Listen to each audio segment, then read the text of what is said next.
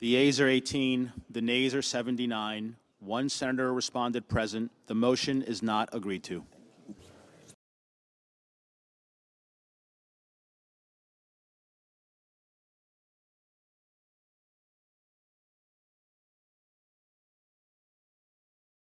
The law is very clear. This is not a complicated issue. U.S. weapons cannot be provided to countries who violate internationally recognized human rights or block U.S. humanitarian aid. It goes without saying that Israel had a right to defend itself from the horrific Hamas terrorist attack of October 7th. But Israel did not have the right to kill 43,000 Palestinians and injure over 100,000, 60% of whom are women, children, and the elderly. It did not have the right to destroy Gaza's infrastructure, healthcare system, schools, and university. And it certainly does not have the right to starve thousands and thousands of children in Gaza.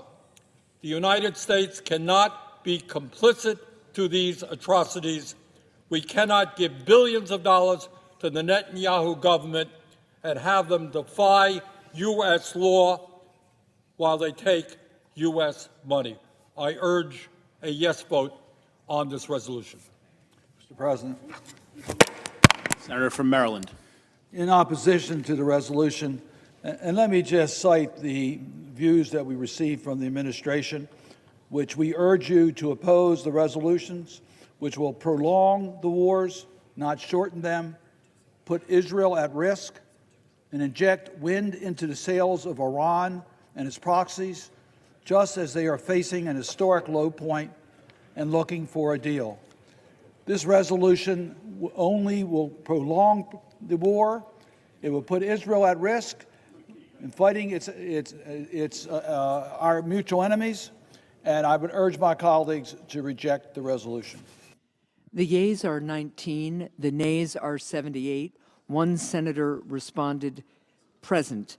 The motion is not agreed to.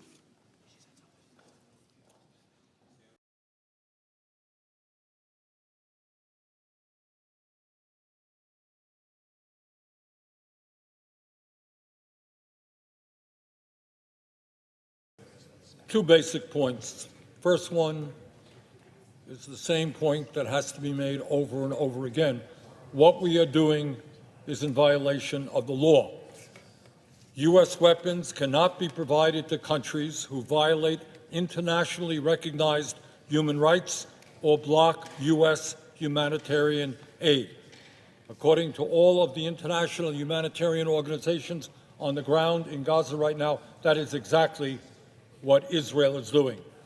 So a no vote is to allow us to continue breaking the law. Second point, this one deals with JDAMs, which are systems that make bombs more precise. And on the surface, it sounds, well, that's a good thing. You don't want... Order, please. You'd rather use smart bombs than dumb bombs, and when you do that, you save civilian lives. The problem is that what Israel has been doing is using JDAMs to target UN schools packed with displaced people, target refugee centers, and kill large numbers of innocent people. So a smart bomb does not save civilian lives when it is directly targeting civilians.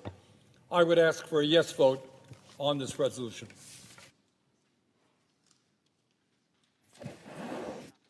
Does anyone seek time in opposition?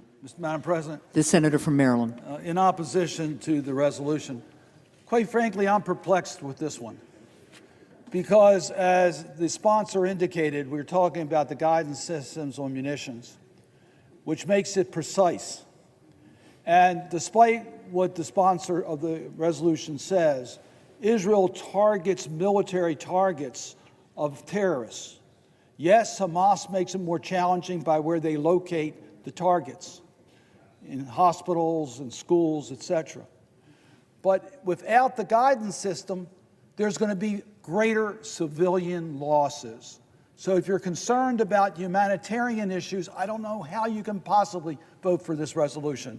In addition, of course, as the administration pointed out, they oppose this resolution because it would prolong the war, not shorten it, put Israel at risk, and inject wind into the sails of Iran and its proxies, just as they're facing a historic low point and looking for a deal. I urge my colleagues to reject the resolution.